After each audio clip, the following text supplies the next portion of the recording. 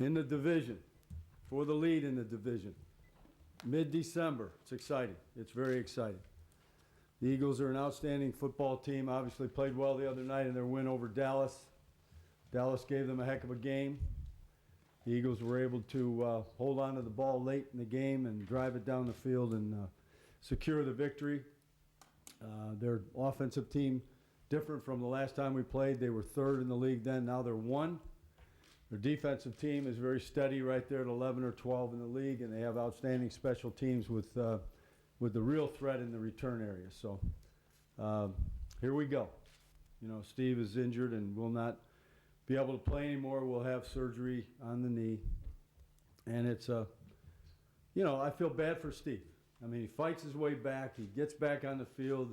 He gets a little bit acclimated to game conditions again and then is injured.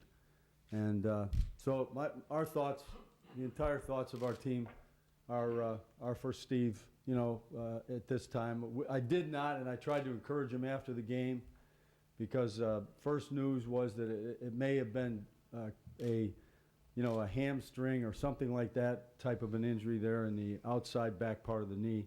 But unfortunately, it turned out to be more than that. Will you go on IR today? I don't know when, but Yeah. that'll come up. That decision will be made. What's the expected recovery time or something like that? I mean, was there any gray area as to whether he could have? Not according to the medical people, there wasn't.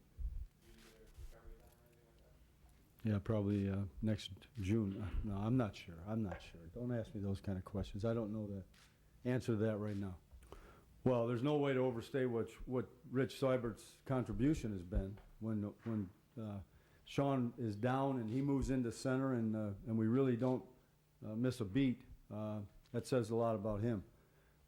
You know, Rich loves to play, loves any challenge. You know, he's a competitor. He's physical. He's tough.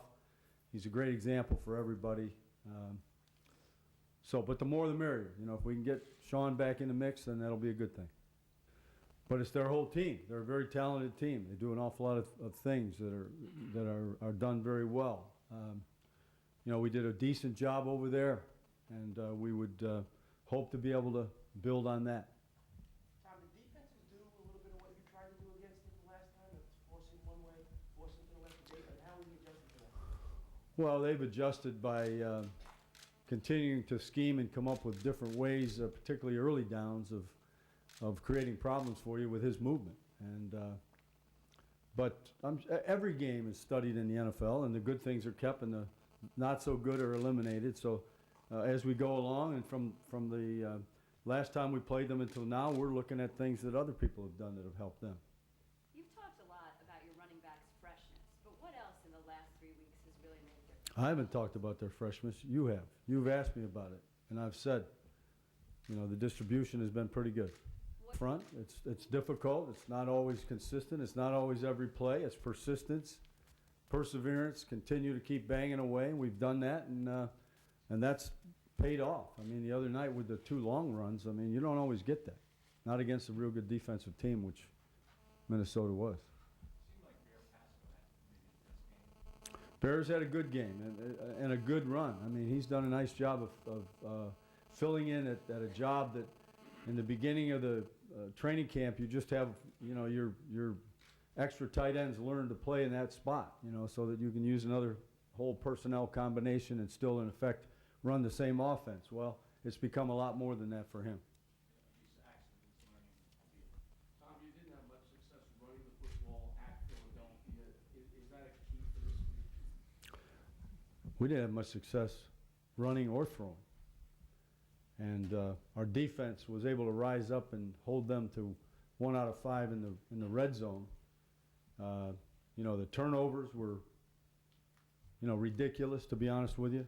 The numbers were way down, yet we're ahead in the 4th quarter. And they have made quite a habit of winning these close games in the 4th quarter, if you look and study and see where they're at, including the other night. So, yeah, there's a lot of very clear objectives here, one of which is offensively, we've got to get going. We've got to do our job. We've got to hold the ball. We've got to move the ball. We've got to be able to run the ball against a very good defense. Tom, as the lost day of preparation, anticipation they'll be back. Now, Mm-hmm. Steve will not be back. I mean, how much of a blow is that to everything that's going on out there? Well, as I said, you prefer it the other way, but unfortunately, there's nothing we can do about it right now. Our thoughts go to Steve, and hopefully we can help Steve over this great disappointment for him, and our team just has to, march on. Someone else has got to step up there and do the job that we would have asked Steve to do. When you look at Derek Hagan, is he still essentially a replacement player, or is he a legitimate top 3 on a team? Well, when called upon, no matter what the role is, whether he's a gunner or whatever, he's done a good job, and we'll continue to call upon him. Coach, how about thoughts on Deshaun Jackson and just how good he's playing right now? Do you think he's a little Trying to ruin breakfast and lunch at this point? Deshaun is Deshaun.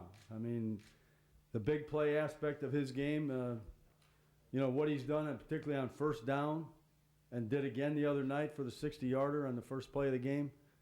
You go back and look and see, and that aspect of their game hasn't changed. I mean, he's their big play guy, and they have, McCoy's playing very well. Macklin had a big game against us the first time around.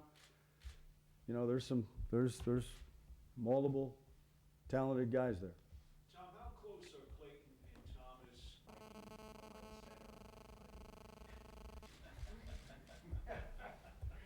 He was running a curl route 15 yards deep, moving inside, and I was totally wrong on that, though, by the way. I shouldn't have been on the field, but I got carried away with that because, I could see it from my sideline. He's standing over there in front of their bench. God forbid we would miss one of those. Did you tell the official about that, what you saw? I had a couple of choice. That was in response to what happened with the Jets, wasn't it? Wasn't there some memo that went out about being on the sidelines or coming off onto the field? I don't know. Which memo? I'm just kidding. I'm kidding. I don't know. I know this. We're not even substituting. They're yelling, "Get off the white! Get off the white! Get off the white! We're trying to send a group on the field here." Okay.